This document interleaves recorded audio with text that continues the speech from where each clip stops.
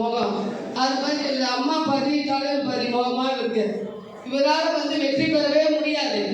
அவர் என்ன சொல்றாரு, இந்த நாள் பேப்பர்ல பார்த்தேன், அவர் துரோகி, அவர் சுயநலவாதி, அவர் இந்த கட்சிக்கு அவர் என்ன செய்தாரு எல்லாமே.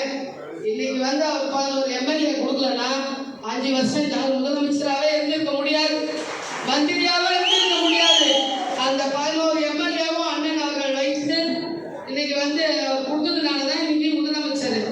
இன்னைக்கு பிஜேபியை பத்தி சொல்றாரு. அவர்கிட்ட எத்தனை கம்ப்ளைண்ட் யாரு மு.க. ஸ்டாலின் அவர்கள் 500 கம்ப்ளைண்ட் மேல கொடுத்தாரு. ஆட்சியை கலைங்க. அப்ப எல்லாரும் வீட்டுக்கு ஓடியாந்து கெஞ்சி கூத்தாடி, ஆனா 1 வருஷம் முதலமைச்சர் நாங்க இருந்துடுறோம், எல்லாமே நீங்க தானே. அவங்க எவ்வளவு ஏமாத்தணுமோ அவ்வளோ ஏமாத்தி எல்லாத்துலயும் கையெழுத்து பண்ணி அவருக்கு சாதகமான ஆளுங்களுக்கு யாருமே பொறுப்பு போட விடல. யார் இந்த இளவரசன் அவ்வளோ இந்த வளர்ந்து மதிக்கிறாப்பாரு, அவ்வளோ 2 பேரும் சேர்ந்துக்கின்னு இவங்க இந்து அப்படின்னு சொல்லிட்டு எவ்வளவு பண்ணுமோ அவ்வளோ பண்ணாங்க. நான் கூட இப்போ சில மாவட்ட செயலாளர் சொல்றாங்க, நாங்க சொன்னா எங்களை வீட்டுக்கு அனுப்பிடுவோமா, எங்களை வீட்டுக்கு அனுப்பிடுவா இருந்தாலே ஒன்னாவுன்னு சொன்னா வீட்டுக்கு அண்ணனுக்கு நாங்கள் எவ்வளோ சொன்னோம்.